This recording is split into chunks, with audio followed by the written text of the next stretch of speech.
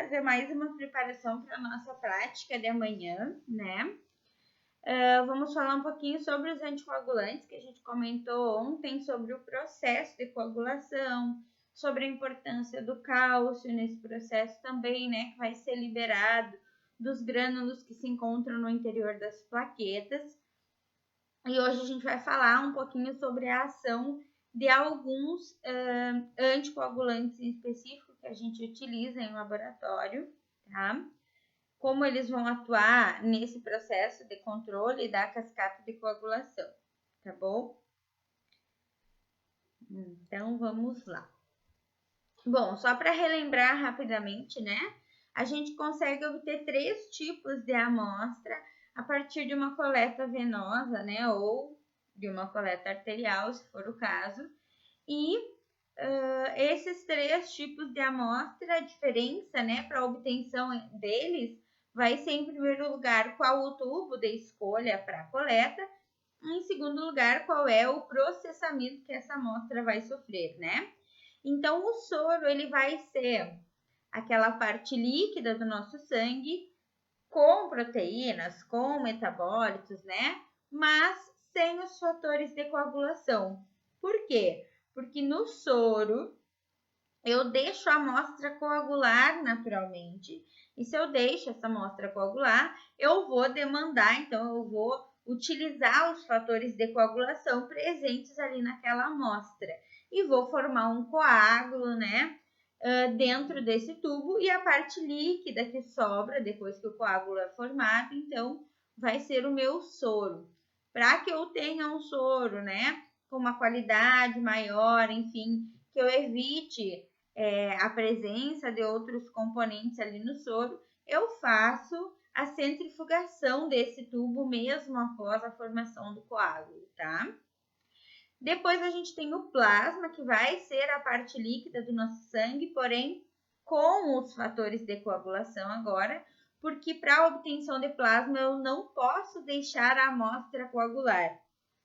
Então, tanto quando eu vou obter plasma, quanto quando eu vou obter sangue total, eu vou então utilizar um tubo com anticoagulante, tá? Esse tubo com anticoagulante vai ser então o tubo que eu consigo obter ou plasma ou sangue total de acordo com o processamento da minha amostra. Se eu mantenho esse tubo em homogeneização constante, eu tenho o sangue total. Então, eu tenho o plasma e todos os elementos figurados do sangue ali presentes nesse plasma, né? Se eu centrifugo um tubo de anticoagulante, então eu vou fazer a separação dos elementos figurados e aí eu vou ter o plasma isolado ali, né, na parte de cima do meu tubo, para que eu consiga fazer as análises, tá? Então, a gente tem 4 anticoagulantes principais que a gente utiliza, na verdade são 3, bem de verdade, né? Que a gente utiliza para conseguir fazer as análises. Então, nós temos o EDTA, ele é um sal, né? Que é utilizado como anticoagulante. E a principal ação dele é a capacidade de se ligar com o cálcio. E ele se liga fortemente com o cálcio, então essa ligação facilmente não vai ser revertida. O EDTA, ele vai nos dar uma estabilidade maior. Bom dia, Luísa, tudo bom? Uma estabilidade maior em morfologia das células. Então, se eu utilizo, né, um tubo de EDTA para fazer um esfregaço sanguíneo, em média 2 horas depois da coleta, eu ainda vou ter, né, uma morfologia bem preservada das minhas células e vou conseguir observar tudo bem direitinho. O lindo, o ideal em um mundo maravilhoso seria, claro, o esfregaço com o sangue fresco do nosso paciente, o sangue puro, sem nenhum aditivo, né? Mas na rotina clínica, muitas vezes isso acaba não sendo viável, tá? Então, a gente faz o esfregaço com o material que se encontra no tubo de EDTA, porque ele conserva muito bem as características morfológicas da célula, pelo menos dentro de 2 horas até depois da coleta, com o tubo em temperatura ambiente, né? Esse tempo ele pode ser prolongado para umas ou outras células, mas depois de 2 horas a gente pode começar a ter um pouquinho mais de interferência, tá? Bom dia, Angélica, tudo bem? Então, o EDTA, a ação dele, ele impede a coagulação porque ele é um quelante. Ele se liga com o cálcio e ele impede, então, que o cálcio faça a ativação, né, da degranulação das hemácias. E, então, ele vai impedir a cascata toda de coagulação de acontecer, tá? Depois, a gente tem o citrato. O citrato é o nosso anticoagulante, utilizado nas provas de coagulação. Mas por que a gente utiliza, né, um anticoagulante se a gente quer ver a coagulação do nosso paciente? Então, a gente precisa ver esse processo de coagulação acontecendo enquanto a gente consegue monitorar, e não enquanto o tubo foi coletado e está aguardando ser processado.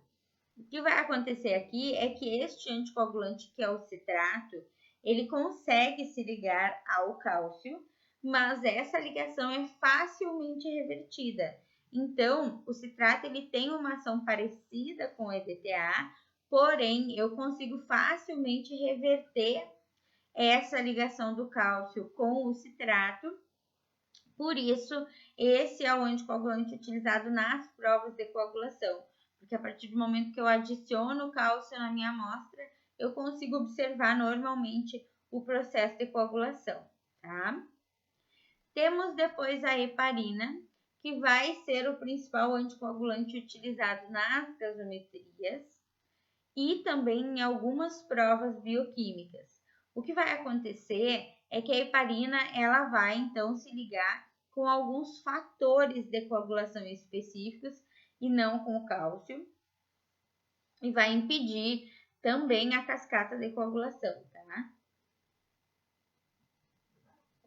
Então, a heparina ela vai ser um anticoagulante que age diferente do citrato, mas é bastante utilizada nas gasometrias, principalmente porque ela é o anticoagulante que nós conseguimos produzir no nosso organismo. Então, ela tem uma interferência mínima nas análises, né? Dependendo da análise, algumas vezes o EDTA ou o citrato podem acabar interferindo na análise que se quer fazer.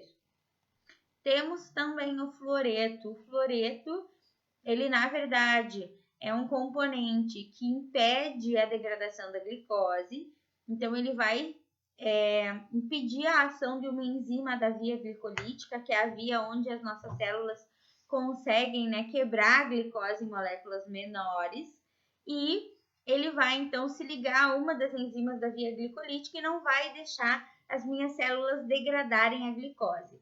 A partir daí eu já começo a ganhar aproximadamente quase 8 horas de estabilidade na minha amostra para análise de glicose, tá?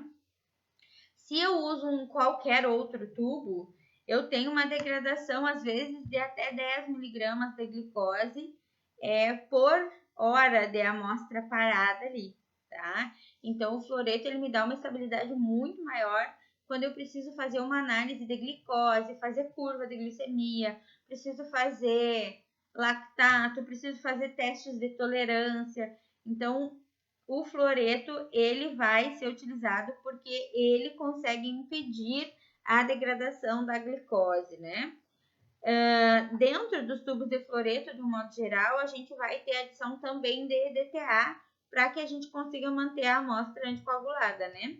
Então, o EDTA, ele geralmente está junto aqui com o fluoreto no tubinho para que eu consiga ter o controle, né, da degradação da glicose e para que eu consiga impedir a coagulação do meu sangue. Bom dia, Vivian, saudades também. Bom dia, Camille, tudo bem? Então, esses são os principais anticoagulantes que a gente vai utilizar. A gente tem vários tubos especiais para coleta também, mas na maioria das vezes, esses tubos especiais vão ter na sua composição algum desses anticoagulantes, né, como base, e algum outro aditivo quando necessário, tá? Então, a gente vai ter algumas variações de aditivos, mas de um modo geral, os principais que a gente vai encontrar, né, pelo menos em quase todos os tubos que a gente trabalha, vão ser esses, certo? Então, o EDTA, principalmente, e o citrato são anticoagulantes que a gente encontra também em alguns tubos especiais, assim como a heparina, tá bom? E vamos relembrar, né, que a gente tem uma ordem específica para que a gente consiga fazer a coleta desses tubos, porque eu não posso ter a interferência de um aditivo de um tubo na ação do aditivo do outro tubo, né? Então, a gente segue a ordem de coleta para que eu não tenha nenhum comprometimento ou contaminação significativa de um aditivo para o tubo seguinte, tá? Então, o primeiro tubo a ser coletado sempre vai ser o tubo de hemocultura, a garrafinha de hemocultura. Por quê? Porque aqui eu preciso de uma coleta totalmente estéril e sem nenhum tipo de contaminação. Então, quando nós vamos coletar a hemocultura, a gente precisa coletar ela antes de todo o resto da galera, né? Fazer uma higienização bem significativa no braço do nosso paciente, no local da coleta, e aí sim a gente vai fazer essa coleta. Depois a gente tem o citrato como segundo na nossa ordem, né? O tubo de citrato é aquele tubo que é utilizado para as provas de coagulação, principalmente.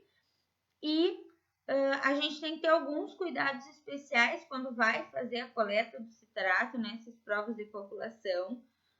Porque se eu não tenho hemocultura na requisição do meu paciente, o citrato vai ser o primeiro a ser coletado. E a chance de eu ter a formação de alguma fibrina, enfim, de ter um início de um processo de coagulação é um pouco grande. Então, o ideal, o lindo em um mundo ideal, seria coletar um tubo de descarte antes do tubo de citrato, quando o citrato vai ser o primeiro da coleta, tá? Então, esse tubo de descarte antes do tubo de citrato vai garantir que se eu formei qualquer fibrininha ali quando eu inseri a agulha no vaso, que isso vai fluir para o meu tubo de descarte e não vai fluir para o meu tubo de citrato, e aí eu não vou ter nenhum tipo de comprometimento na minha prova de coagulação, que eu terei que fazer para o paciente depois lá na área técnica, tá? Então, o tubo de descarte antes do tubo de citrato, ele serve para evitar a formação de fibrina na nossa coleta, tá? Então, o tubo de citrato é utilizado para as provas de coagulação e, na sequência, a gente vai ter a coleta dos tubos siliconados e o tubo com ativador de coágulo com o sem gel separador, né? Então, esses tubos aqui, eles vão ser para obtenção de soro. É o soro que a gente consegue obter nesses tubos, quando a gente processa eles, a gente vai obter, então, o soro, tá? O que tem o gel separador, ele vai, depois da centrifugação, separar o coágulo do soro do nosso paciente. E aí eu consigo ficar utilizando esse mesmo tubo para as análises específicas, tá? Então, o gel separador, ele é uma boa opção, porque a gente consegue ter uma qualidade de amostra maior e consegue manusear melhor essa nossa amostra. Depois a gente tem a heparina, então, que ela é utilizada principalmente como anticoagulante para gasometria e também pode ser utilizada como anticoagulante para alguns testes bioquímicos, tá? Temos o EDTA, que vai ser o nosso coagulante da hematologia, principalmente. Então, é o principal anticoagulante que eu vou utilizar para fazer hemograma, tipagens sanguíneas, hemoglobina glicada, né? São algumas análises VHS algumas vezes, dependendo da adaptação da técnica do laboratório. Então, esse vai ser o tubo que vai ser utilizado para várias análises dentro do laboratório. De um modo geral, daqui a gente utiliza o sangue total, tá? E temos o fluoreto, então, que é este tubo onde eu vou ter, além do fluoreto, muitas vezes o EDTA, e é a coleta para, então, a análise da glicemia do nosso paciente. Tem uma estabilidade de amostra bastante grande aqui no que está relacionado à avaliação da glicemia, né? Então, eu impeço a degradação da glicose com o fluoreto, tá bom? Além disso, às vezes a gente pode ter tubos especiais, como é o exemplo deste tubo aqui, que é o tubo para fazer a velocidade de hemossedimentação, tá? O aditivo presente nesse tubo é o citrato. O citrato é o mesmo aditivo presente no tubo de tampa azul. Porém, o tubinho de tampa preta, aqui, que é o tubo de VHS, ele está pronto para análise. O sangue flui aqui para dentro, eu vou homogeneizar com o anticoagulante e eu coloco este tubinho mesmo em uma rack com medidas na lateral para que eu consiga ver quantas hemácias sedimentam dentro de uma hora, né? Então, esse tubo aqui ele é coletado e vai direto para sua análise. O tubo de citrato mesmo, ele também tem citrato na sua composição, mas ele vai ser processado e centrifugado, né? Então, como o aditivo é o mesmo, ambos são coletados na sequência um do outro. Geralmente, para que eu consiga encaixar os tubos especiais na ordem, eu tenho que entender qual é o aditivo que ele tem.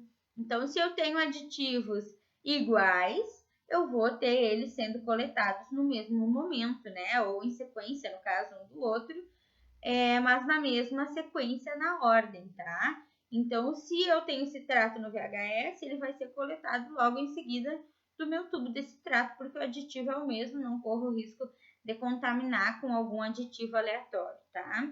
A mesma coisa, digamos que eu tenho um tubo especial que tenha EDTA na sua composição. Ele vai vir logo na sequência do EDTA, porque o aditivo em si vai ser o mesmo, tá? A gente tem, para as coletas pediátricas, tubos com volumes menores. E é importante a gente entender que quando a gente faz uma coleta pediátrica, essa coleta, de um modo geral, ela é feita com seringa e agulha. E então, eu preciso transferir a amostra para os tubos com a seringa. Essa transferência tem uma ordem um pouco diferente dessa ordem aqui, porque nessa ordem eu estou trabalhando, teoricamente, com uma coleta a vácuo. Então, eu estou encaixando os tubos direto, né, no adaptador de coleta e o sangue flui direto para dentro do tubo. Por isso, essa ordem se dá dessa forma. Quando eu faço uma coleta com seringa e agulha, aí a ordem vai mudar um pouquinho. Então, na minha coleta com seringa e agulha, primeiro eu vou distribuir o sangue para os tubos que têm anticoagulante, né? Então, primeiro os tubos todos que contêm anticoagulante e que estão envolvidos naquela coleta vão receber o sangue. E por último, eu vou passar o sangue para os tubos de soro. Então, com ou sem ativador de coágulo, né? Mas para os tubos de obtenção de soro vão ser os últimos. Por quê? Porque se eu tiver já o início de uma formação de coagulação dentro da minha seringa, eu vou estar trabalhando com um tubo onde eu quero que o sangue coagule. Então, tá tudo bem, né? Em primeiro lugar, eu vou distribuir o sangue para os tubos com anticoagulantes, porque eu não posso deixar a amostra coagular para isso, tá? Então, como esses tubinhos eles são bem menorzinhos, a gente também tem que ter o cuidado de rapidamente fazer a higienização é ótimo, a homogeneização, né, desses tubos, para garantir que eu não vou deixar esse sangue coagular. Então, se eu vou distribuir para todos eles depois de homogeneizar, provavelmente quando eu for homogeneizar já coagulou, porque o tubo é muito pequenininho, a quantidade de aditivo é menor, né? A quantidade de sangue também é menor e eu preciso homogeneizar o quanto antes a amostra, tá? Então, para coletas com seringa, sejam elas pediátricas ou adultas, a gente vai seguir essa sequência que é diferente da sequência que a gente faz para coleta a vácuo, tá? Aqui a gente tem mais uma ilustração dessa sequência, só também para fazer observação que quando os tubos utilizados eles são de vidro, aí a gente precisa mudar um pouquinho a ordem, tá? Então, quando os tubos utilizados eles são de vidro, a única coisa que vai mudar é que o tubo siliconado, que é o tubo que a gente usa para obter o soro, que tem a tampa vermelha, ele vai ser coletado antes do citrato. O resto da ordem toda segue igual, tá? Então, quando o meu tubo é de vidro, a única coisa que vai ser alterada é a ordem do tubo siliconizado que passa para frente do citrato. E a hemocultura e os demais tubos todos seguem a mesma ordem, tá? E aqui a gente tem, então, né, os nossos aditivos principais, quais são os tipos de amostra, em quais setores, principalmente, eles são utilizados. Então, o citrato, né, ele é um tubo que tem uma proporção 9:1 de sangue para anticoagulante, por isso ele tem que ter o preenchimento total exato. Geralmente, os tubos eles vão ter vácuo suficiente para a entrada do volume necessário de sangue, mas às vezes o nosso garrote está um pouco mais apertado, ou a gente insiste um pouquinho mais e acaba conseguindo fazer fluir mais sangue para dentro do tubo. Então a gente tem que ter um pouquinho de cuidado em relação a isso, porque eu preciso ter o preenchimento exato desse tubo para ter a proporção exata 9:1, tá? Então o citrato, como a gente comentou, ele é utilizado para as provas de coagulação. E como ele é um anticoagulante, a partir desse tubo eu consigo obter sangue total ou plasma, dependendo do processamento que eu vou dar a esse tubo, tá?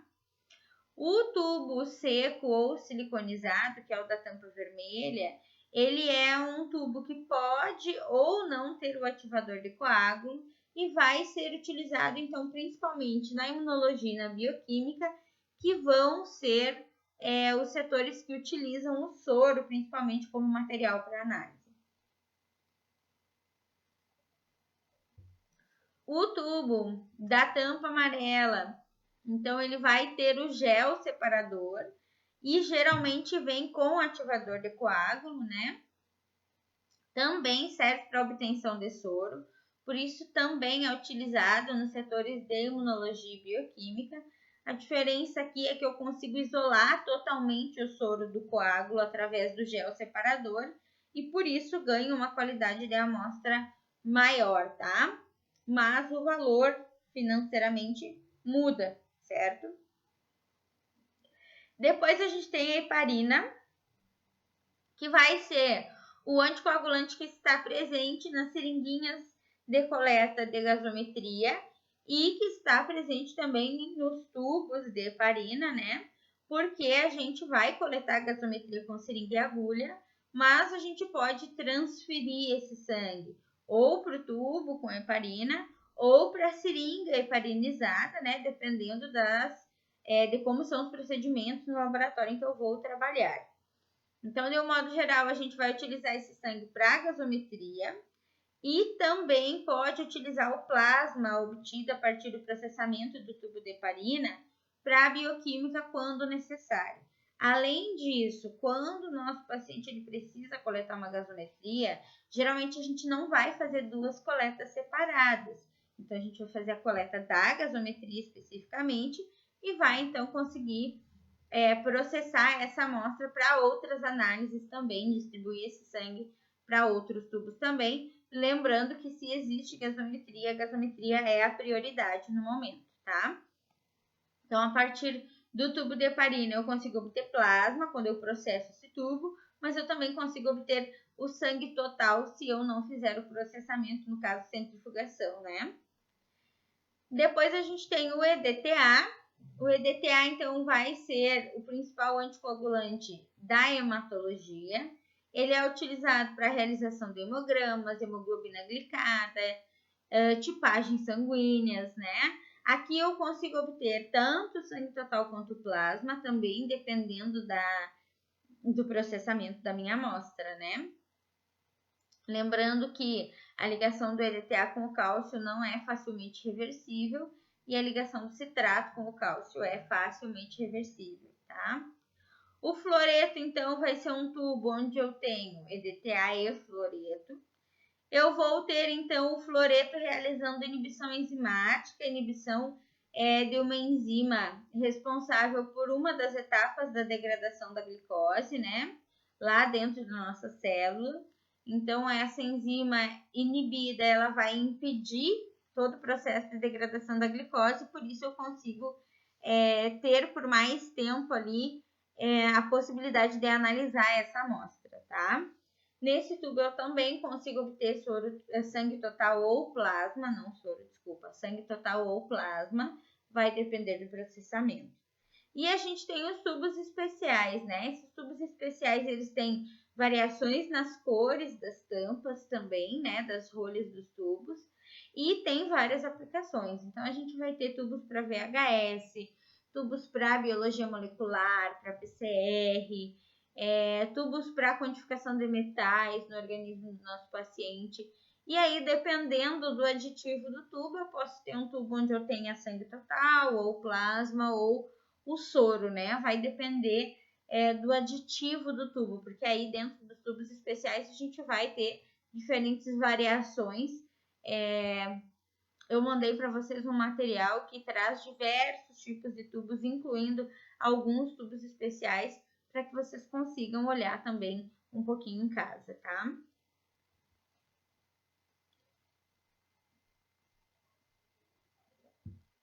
Um fator muito importante para que eu consiga ter a manutenção da qualidade da minha amostra, então, vai ser o processo de homogeneização, tá? A homogeneização, ela precisa ser feita assim que eu termino de coletar nesse tubo. E a gente tem um número de inversões que eu preciso fazer no meu tubo para garantir uma homogeneização ideal, tá? Então, quando a gente fala em homogeneização, a gente tem que lembrar que existe um número de inversões que seria o ideal para a gente conseguir ter, né, a mistura bem direitinho do nosso anticoagulante com a nossa amostra ou do nosso aditivo com a nossa amostra, tá? Então, a gente vai ter nos tubos que tem gel separador, sejam eles com ativador de coágulos ou com anticoagulante, a necessidade de homogeneização, tá? Então, se eu tenho um ativador de coágulo, o ideal é que eu faça de 5 a 8 inversões para conseguir homogeneizar bem esse sangue com o aditivo. Se eu tenho um tubo que tenha gel separador e heparina, que é um anticoagulante, o ideal é que essa homogeneização seja feita de 8 a 10 vezes, então 8 a 10 inversões, para que eu garanta bem a mistura do sangue com a heparina. O tubo siliconizado, como ele não tem nenhum aditivo, ele não vai ter uma exigência de homogeneização. Mas, para a gente não perder o hábito de homogeneizar os tubos, tudo bem se acabar homogeneizando o tubo sem aditivo, tá? O ideal é que só não se perca o hábito de fazer a homogeneização de todos os tubos. Então, se eu acho que, deixando um sem homogeneizar, eu posso esquecer dos outros, homogeneiza todo mundo, não tem problema, tá?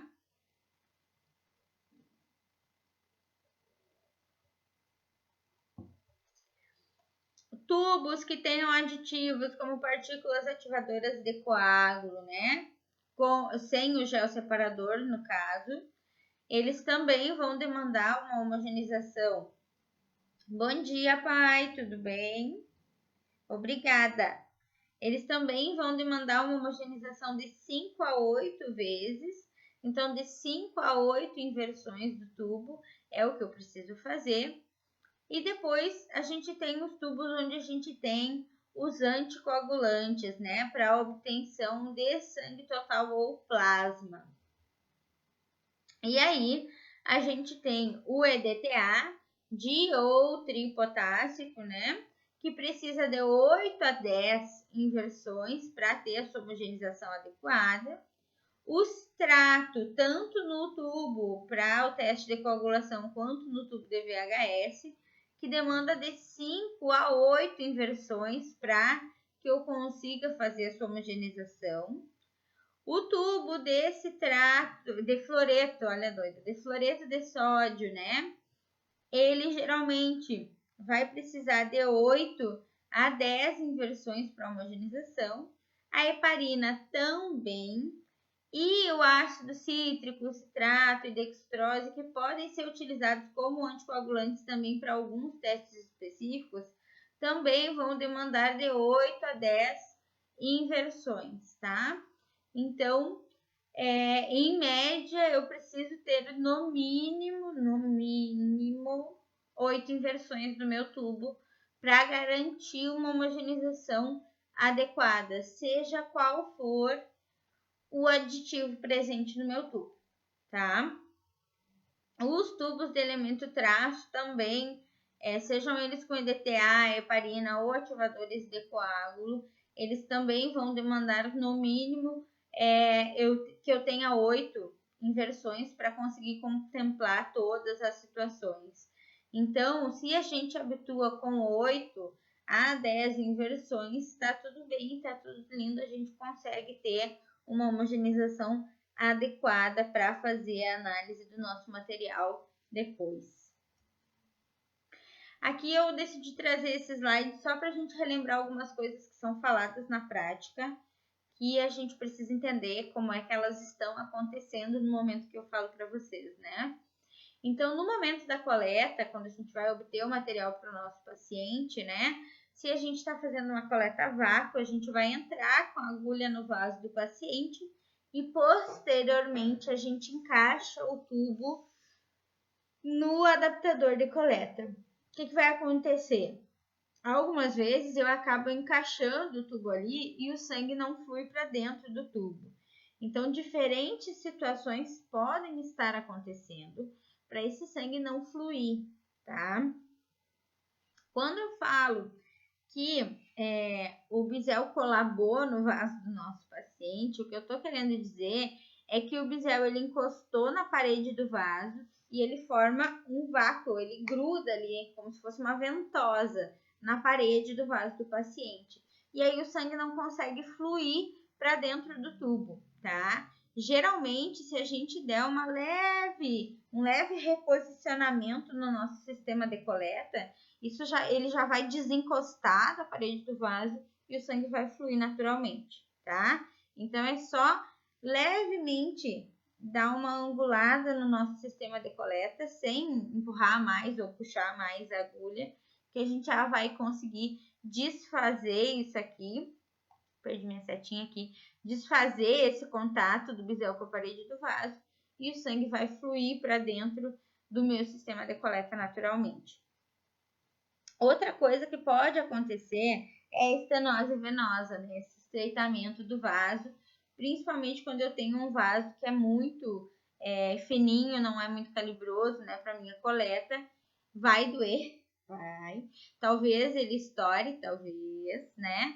E aí, novamente, né, se é possível angular a agulha novamente, né, dar uma anguladinha no nosso sistema para desprender a agulha daqui, tudo bem. Mas, geralmente, quando acontece estenose, mesmo que eu dê uma desprendidinha, como o vaso ele tem a parede um pouco menos rígida e ele está menos calibroso, provavelmente vai continuar essa estenose, eu vou ter que encerrar a coleta e coletar outra vez, tá? Outra situação que pode acontecer é a gente transfixar o vaso. O que é isso? Atravessar a veia do nosso paciente, tá? Isso pode acontecer principalmente quando a gente não consegue segurar bem o nosso sistema de coleta e encaixa o tubo, na hora que encaixa o tubo, empurra a agulha junto. Então, eu vou atravessar o vaso do nosso paciente e aí eu vou precisar voltar um pouquinho com essa agulha para que o bisel fique dentro do vaso e eu consiga ter a coleta acontecendo, tá? Como eu vou ter feito um furinho aqui na parte da saída da agulha, provavelmente vai ficar extravasando um pouquinho de sangue ao longo da coleta, tá? E aí vai ficar um pouquinho roxo, mas nada assim tão horrível, né? A não ser que eu tenha um paciente anticoagulado, daí talvez um roxo bem significativo, tá? E ainda a gente tem a situação em que a gente acaba colocando pouco a agulha para dentro do vaso e aí parte do bisel fica dentro do vaso, parte do bisel fica para fora do vaso e enquanto eu vou coletando, eu vou extravasando o sangue aqui para a parte tecidual, né, para a camada de tecido que está logo acima do vaso. E aí vai causar algumas vezes um pouquinho de edema, um pouquinho de inchaço e vai ficar roxo com certeza, tá? Então, o ideal, o perfeito, o lindo, é que a gente consiga colocar o bisel dentro do vaso do nosso paciente em uma posição que ele não fique para fora do vaso e nem atravesse esse vaso para que eu consiga fazer a coleta, tá? No momento que eu faço a coleta, então eu vou ter mais fatores que podem interferir na qualidade da minha amostra. Então, a homogeneização da amostra é um dos fatores, né? A centrifugação incorreta é outro fator que pode comprometer.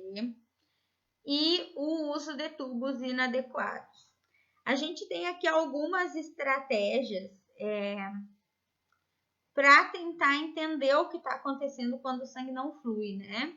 Então, se a gente mexer bem de leve o adaptador, então, mas é uma leve deslocadinha, e se girar levemente não quer dizer girar o adaptador de coleta dentro do vaso do nosso paciente. É uma leve mexidinha para a lateral, uma leve giradinha, só para desprender o bisel do vaso. Às vezes é suficiente para o sangue fluir, tá? Algumas vezes eu preciso entrar um pouco mais com a agulha ou voltar um pouquinho essa agulha, porque algumas vezes eu posso ter transfixado. Então, eu tenho que sempre manter o tempo todo da coleta o meu olho na agulha para entender o que está acontecendo. Então, eu preciso visualizar a agulha e controlar a entrada de sangue para o tubo visualmente. Então, quando a gente vai achar o jeito de segurar o sistema para coletar, a gente precisa achar um jeito em que a gente consegue visualizar a agulha e que a gente consegue visualizar se a amostra está fluindo para dentro do sangue tranquilamente. Só assim a gente vai ter um controle geral do que está acontecendo dentro do nosso sistema de coleta, tá? De um modo geral, então, a gente vai conseguir movimentar a agulha para frente e para trás. O ideal é que a gente não fique movimentando a agulha para os lados, né? Porque isso vai causar dor e vai machucar o nosso paciente, tá? Em algumas situações, a gente acaba entrando do lado do vaso. O que a gente pode fazer é só retroceder um pouquinho essa agulha. Enquanto a gente retrocede, a gente reangula levemente ela e aí a gente acessa o vaso, tá? Mas não ficar mexendo para todos os lados, porque isso vai doer e vai machucar nosso paciente, tá? Outros fatores que podem comprometer a qualidade da amostra vão ser a lipemia do nosso paciente. Então, amostras excessivamente lipêmicas, aqui com muita gordura, né? Elas vão ter um comprometimento na qualidade desse soro, que pode ficar de um pouco turvo até leitoso, como tá aqui. E aí isso vai interferir na leitura dos resultados. A hemólise na minha amostra vai comprometer totalmente a qualidade dessa amostra. A hemólise consiste no rompimento das hemácias, que pode acontecer por esses tipos de problemas aqui, ou que pode acontecer por eu ter iniciado a coleta sem o álcool ter secado, pode acontecer por eu ter transferido a amostra para dentro dos tubos diretamente pela agulha depois de uma coleta a vácuo, pode acontecer por eu ter deixado o meu paciente garroteado por muito tempo, por eu ter centrifugado numa velocidade inadequada a minha amostra. Então, são vários fatores que podem levar a hemólise na amostra do nosso paciente. E a gente ainda tem as amostras ictéricas, né? A amostra ela vai estar ictérica quando o nosso paciente tem altos índices de bilirrubina na corrente sanguínea. E aí ela fica mais um amarelo queimado, né? Um amarelo alaranjado, em função da presença da bilirrubina ali nessa amostra, tá? Aqui a gente tem lado a lado, né? Uma amostra de soro ideal, uma amostra de soro hemolizada, uma amostra de soro ictérica e uma amostra de soro lipêmica. Então, notem que faz diferença sim. E como a maioria dos testes depende de um aparelho que vai fazer leitura de transmissão ou absorção de luz, a cor, sim, e a turbidez vai interferir no resultado final da minha análise, tá?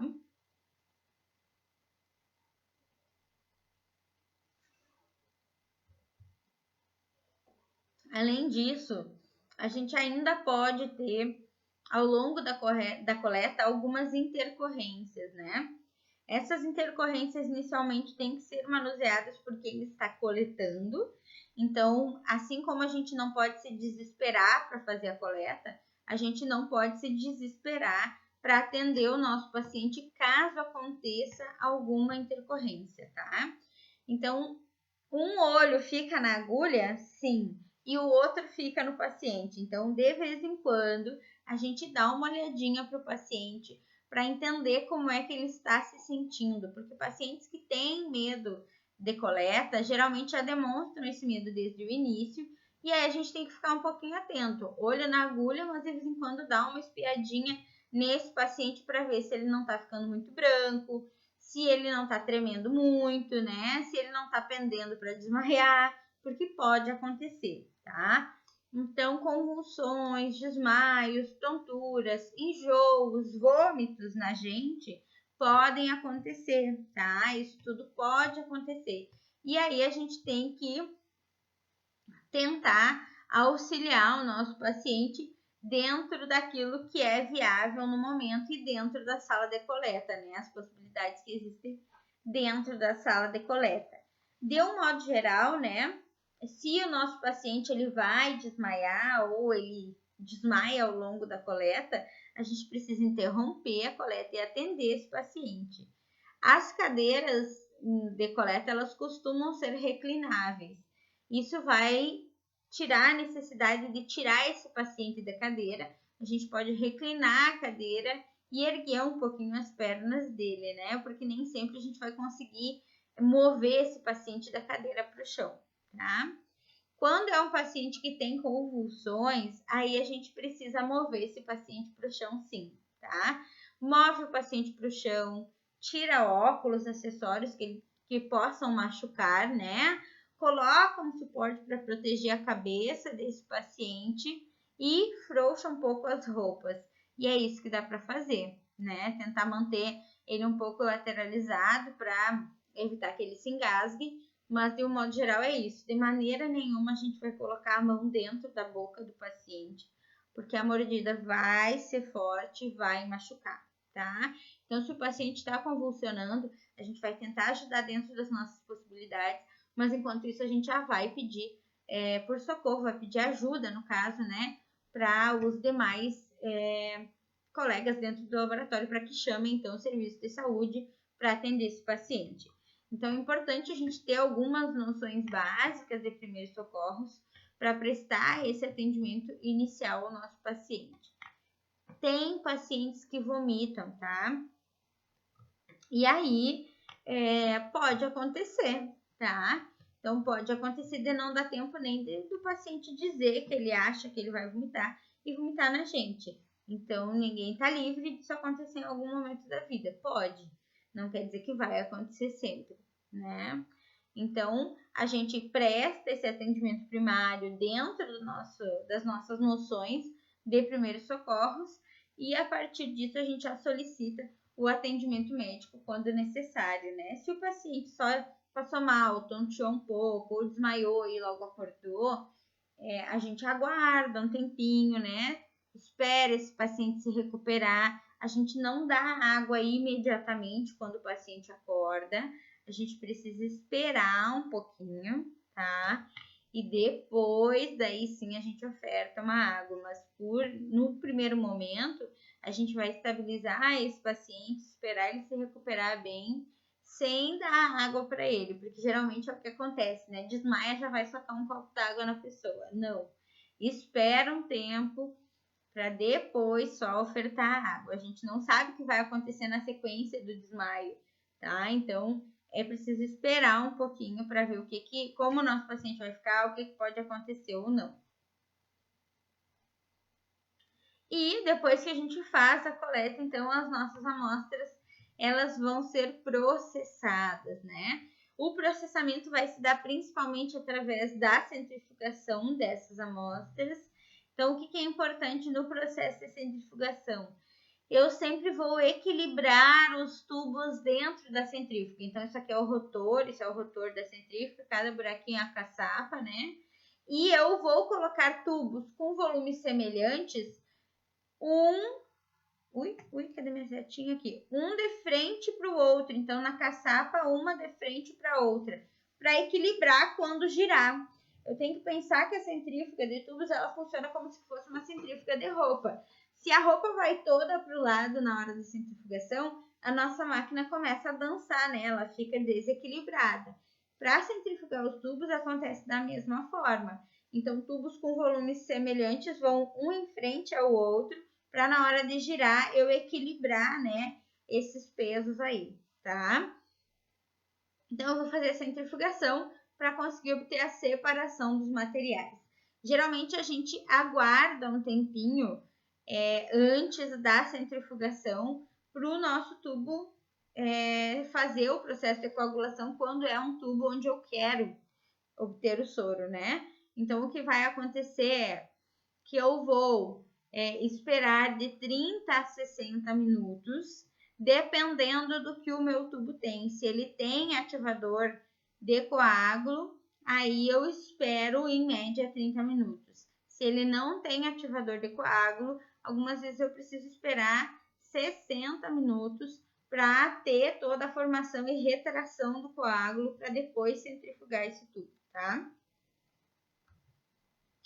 Então, só para relembrar aqui, deixei para vocês no final cada tubo com cada aditivo. Isso aqui não é uma ordem de coleta, só os tubos com os seus respectivos aditivos e usos específicos, né? Muito importante sempre relembrar 1 milhão de vezes que é necessária a homogeneização, que são necessários cuidados específicos para a coleta, que a gente precisa ter esses cuidados, né? E ter muita atenção no processamento das nossas amostras para garantir a qualidade da amostra para os nossos pacientes, tá? Certo, meu povo? Tudo tranquilo? Então, amanhã a gente se encontra para nossa aula prática às 9 horas, né, lá na escola. E o pessoal que não faz a prática, hoje de noite eu já vou deixar ativa a atividade para que vocês possam fazer. E o pessoal que faz a prática usa o final de semana, então, para fazer essa atividade posteriormente, tá bom? Qualquer dúvida que vocês tenham, me chamem. Tentem dar uma revisada naquele material dos anticoagulantes que eu passei para vocês e dos tubos. Claro que não precisa estudar tudo para amanhã, mas é bom ir dando uma estudada, uma revisada. Escutei muito de uma aluna e é muito importante repassar essa informação. A parte teórica faz diferença, estudar a teoria faz diferença para que vocês entendam aquilo que vocês estão fazendo na hora da prática, tá? Então, deem uma estudada, deem uma revisada, que amanhã a gente tem mais uma prática de coleta aí para a gente exercitar um pouquinho. Até amanhã, então. Fiquem todos bem. Um beijo, muito obrigada por hoje, tá? Tchau, tchau.